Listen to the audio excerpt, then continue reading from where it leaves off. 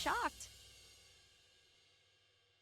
Welcome back, Crackle Addicts. I'm Lupine Fiasco. This is Daily FaB Gameplay, and today we are playing Aurora Shooting Star. For anyone who is new to the channel, what we do here is review replays of games I played on the Talishar.net client days or weeks ago, after enough time has passed that I lose my bias and can more objectively judge the quality of my games.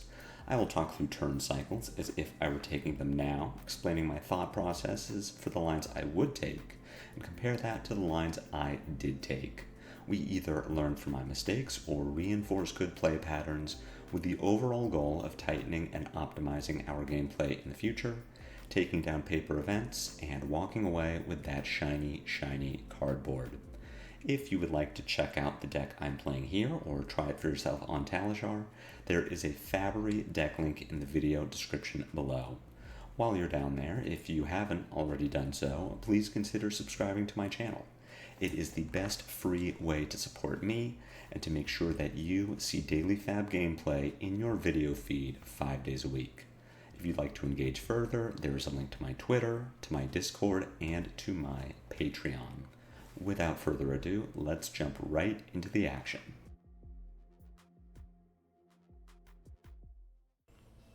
It's games like this that really reinforce why I still make these videos, but also make me question why I still make them, because this is so poorly played.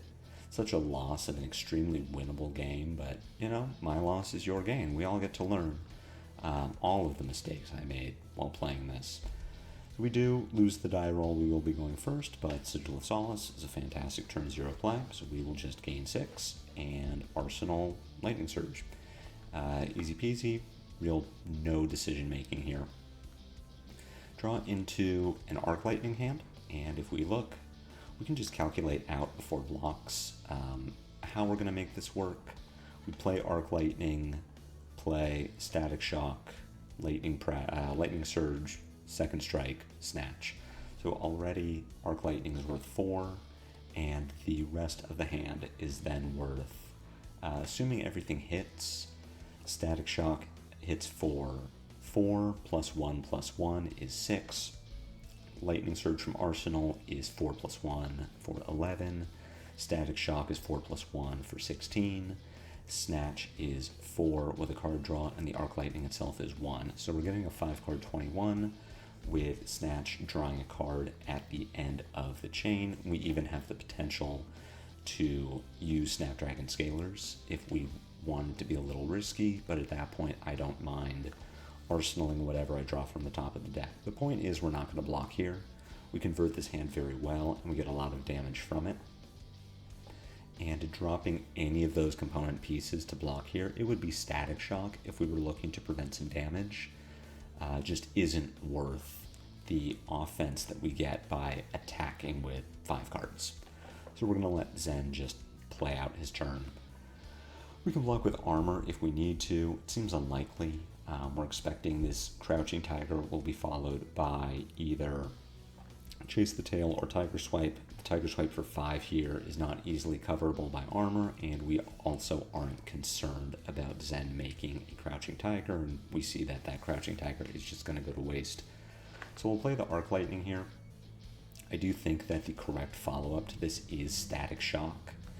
We want to end with our important on-hit, but the Snatch does go unblocked. So at this point we can do some quick math to determine how we want to sequence the rest of this turn. And considering that everything is still going to happen the way we described, being that Lightning Surge with Go Again is 5, Second Strike is 10, and then Static Shock makes 15. If we attack with our Shockwave and fuse it with Second Strike, then use our Snapdragons, we get an extra 6 out of our Arcanic Shockwave. So now we're pushing 21 damage with the 4 cards in our hand, which I think is just a really good rate. If we didn't want to arsenal anything and we didn't want to use equipment, we could pitch the Shockwave to attack with Starfall. We'd get 3 out of that. So effectively, we are valuing our Snapdragons at 3.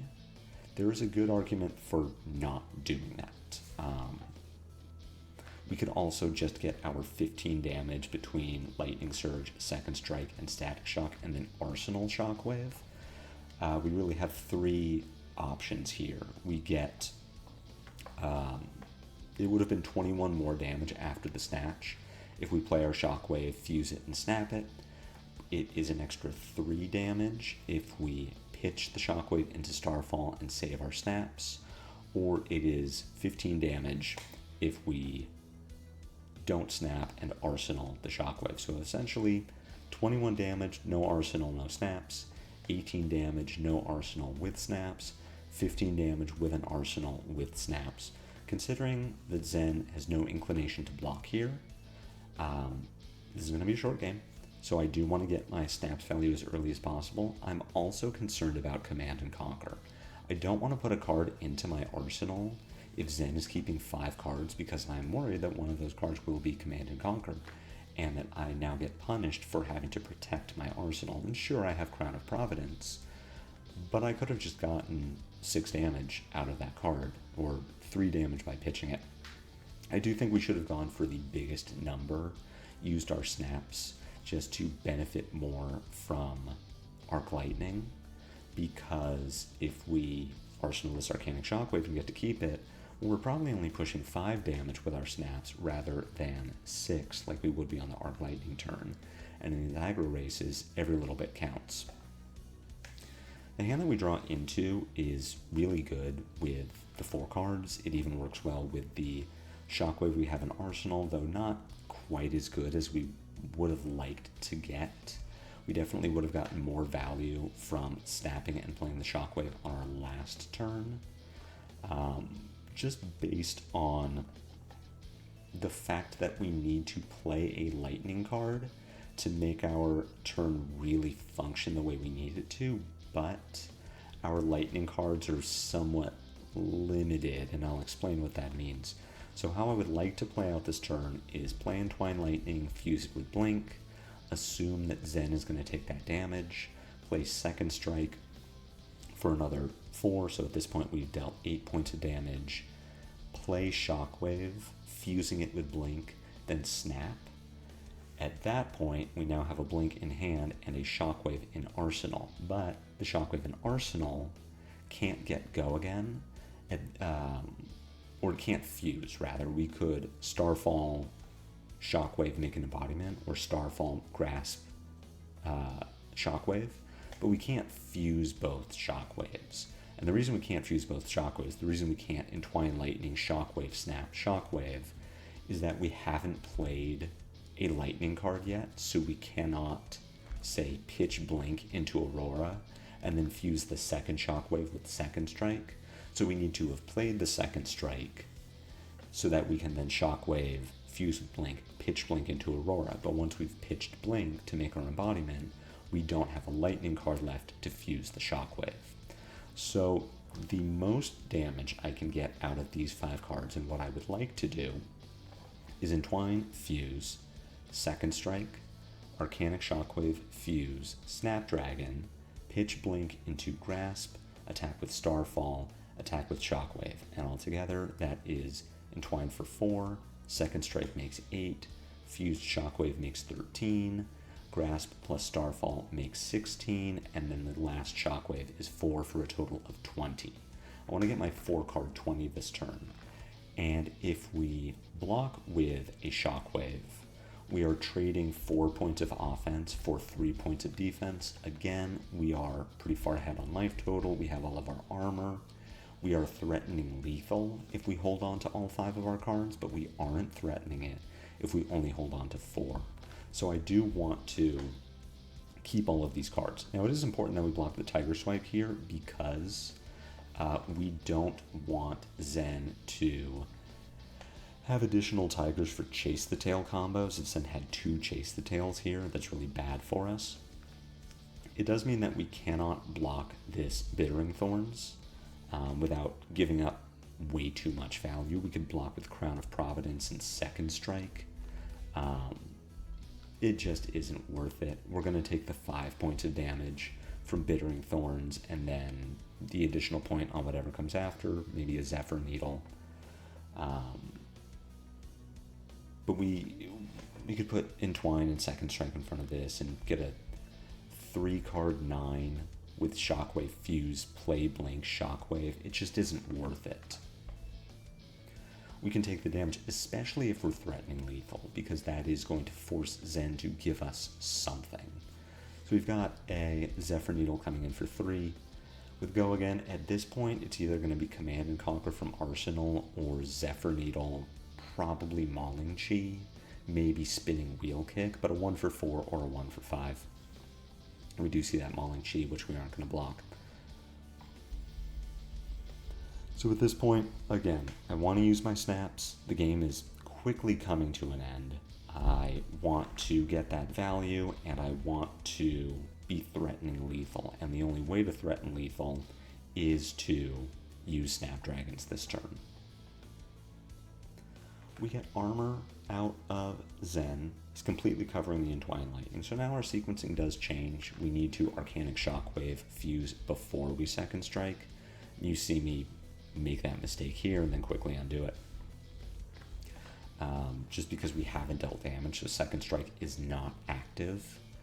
But Entwine, Fuse, Snap still works exactly the same. So here we would snap the Arcanic Shockwave.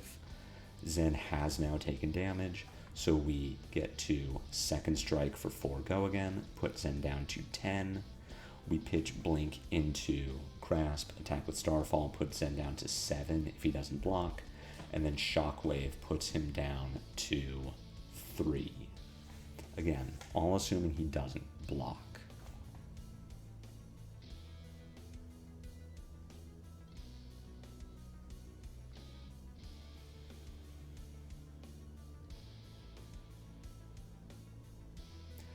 Here you see me begin to make a series of terrible decisions.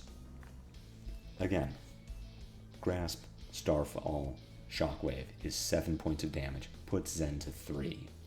What I do instead is send Shockwave Fuse for 5, and then to compound this mistake, I'm going to pitch the Blink to Aurora instead of arsenaling the Blink. Arsenaling the Blink is much better than pitching it to Aurora. It makes us a little more vulnerable to Command and Conquer, but we still have our Crown of Providence. Playing Blink to generate an action point is effectively the same as giving an attack Go Again in our deck, but we also play a Lightning card with Blink, which we don't do by just making an embodiment. We also don't synergize with Gone in a Flash. So the hand we have here doesn't kill Zen. If we had dealt 7 points of damage instead of 5, Zen would be at 3. Sigil of Suffering dealing 1 point of Arcane, and Burn Up dealing 1 point of Arcane brings him very low, but it doesn't kill him. That said, if Zen was at 3 and the Sigil of Suffering put him down to 2, then I feel a lot better about my position. What I would like to do with this hand, it's looking like it's going to be play Sizzle, play Static Shock for 7, Arsenal Burn Up, which means I do want to block with the Sigil of Suffering, and I think I want to do it here. Again, I'm just playing around Command and Conquer. I want to make sure I can get my Sigil value where I can. So if I don't use it here because I'm afraid of a late turn Tiger Swipe enabling a second Chase the Tail, but it never comes, say it's just Needle, Head Jab, Command and Conquer or something, then I've lost value on my Sigil. I want to make sure I'm maximizing that as the game comes to a close. So we will Sigil here. Zen has AB0, so the point of Arcane does connect. We've got an Aspect of Tiger, which we can anticipate. The Crouching Tiger here going to come in for another 3. We're thinking probably Needle into, maybe a 0 for 3 or a 0 for 4. We've got a Tiger Swipe coming in for 4. This is something I would like to block. The reason being that we've seen 2 Tigers on the chain, and so if this last card in Zen's hand is Chase the Tail, and we let this Tiger Swipe hit. Then Zen gets to play a Tiger, play Chase the Tail, play a Tiger, and work a Needle in. So I would have wanted to use my 4 armor to block that, and I would also bottom the burn up to Crown of Providence just to see if I could get another 0 for 4 off the top of my deck that is going to pair really well with that embodiment. There's Levels of Enlightenment just coming in for 5 and they'll go again. I want to put Carapace and Grasp in front of this, stay at 3 so that I can at least not block 1 Zephyr Needle. And I have Crown of Providence to cover up the other one. At this point, if I do Arsenal Burn Up, then I leave myself with a few outs. Say for whatever reason, Zen only blocks this Static Shock for 6 and takes 2 points of damage. Well, now another Burn Up or a Sigil of Suffering off the top of my deck is lethal. But at the same time, putting a card into Arsenal means that my Crown of Providence can give me a 5th card to defend with on Zen's next turn. That would have been really nice to have done with that Blink, just to see if we could have pushed more damage this turn. Zen is able to cover the 7 in its entirety, so we're going to Arsenal the Burn Up here. We would have drawn an Entwined Lightning off of our Crown of Providence. That would have been really nice. We can take this Zephyr Needle. I also do just want to block with Crown of Providence to recycle my Burn Up to make sure that I am able to defend whatever's coming next. Drawing into a Blink is really unfortunate. Sigil of Lightning not being Heaven's Claws like it is in my current list is also really unfortunate. We can just take this Zephyr Needle and go down to 1.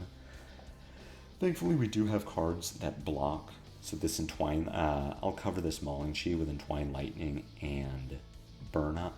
And then on my turn, I can Gone in a Flash, Blink, Grasp, Starfall, Gone in a Flash. But we will give our opponent the undo here just to find a slightly more optimal line.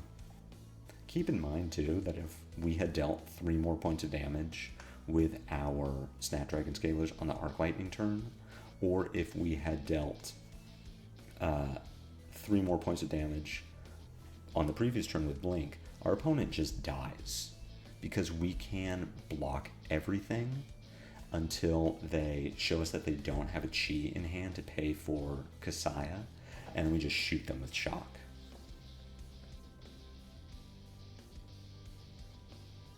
So here we just kill them with Burn Up. We will block with the Burn Up here just so that we can hopefully hold on to our Gone in a Flash, but Mauling Chi is going to make that impossible.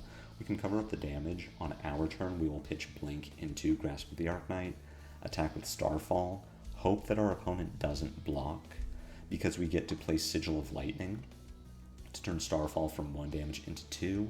That does put Zen down to 1 and dead to a Burn Up or Sigil of Suffering off the top of the deck. Zen takes the 1. So far, no blocks on the Starfall. We do get to play the Sigil of Lightning, which puts Zen down into 1 if he takes this damage. But he finds a Flick Flag. So, unfortunately, we cannot put Zen down into lethal range to Burn Up or Sigil of Suffering, which is unfortunate because we find the Burn Up. We are able to put 5 in front of a single attack, but Zephyr Needles makes us think that we're not going to be able to do that. If we can hold on to Static Shock and Burn Up, Static Shock and Somersault, then we get to push 8 damage this turn. But we are going to give our opponent another undo. Needle coming in for 2. We'll cover that up with Burn Up. We'll cover the second Needle with Lightning Surge, and then we know they have a Chase the Tail in hand, which we'll cover with Static Shock, and then Somersault the Static Shock back to our hand, go to 1, and at that point we can't win. Static Shock for 4 gets covered up by Kasaya, and Zen gets to keep a 5-card hand, and we're at 1. and Zen unlikely to give us the opportunity to put them dead to Sigil of Suffering or Burn Up. So overall, this was an extremely poorly played game, as you can see. A lot of very cute plays, and cute very often not enough to win a game of Flesh and Blood. Don't be cute. Don't play for these tricksy little, oh, I fused the same card 3 times, but I dealt 3 less damage than I would have if I had just pitched it to play efficiently. This was a very poorly played game, and I'm glad that I got to watch it back, because I remember thinking how close this was and how close I came to winning. We would have won. We could have won 2 turns ago if we had just played correctly. And especially Zen going first, Zen going second, that's bad. That isn't what we want to have happen. That puts us at a disadvantage. But we very easily would have gotten there by just playing 4 efficient, optimal lines. And we chose to be cute instead, and it cost us games. So really, winning a game of Flesh and Blood a lot of the time just comes down to doing math. It comes down to mapping out your turn before the turn starts, and realizing that you don't always need to have a card in arsenal, you don't always need to save your equipment, because these aggro mirrors only go 4 or 5 turns long. This one went to turn 6, but it would have been done on turn 4 if we had just played a little better. So I don't mind showing you this game. I learned something from it by watching it back, but it is these games that make me think, wow, I really need to lock in when I play, because sometimes I just play so suboptimally in ways that really should not be happening at this point in my Flesh and Blood career.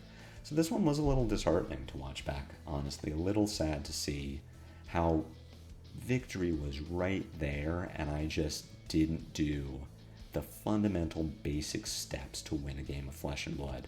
But through every loss, we learn, we get a little better, we at least realize not to do that anymore. So hopefully you enjoyed this video. Hopefully you learned something too. If so, be sure to fry that like button. My comments are always open for any questions or feedback. If you haven't already done so, please consider a YouTube subscription. It's free. It helps me out a lot. I have a Patreon. I have a Twitter, Discord. Links to all of those socials are in the video description below. And until the next time I see you on Daily FaB Gameplay, take care.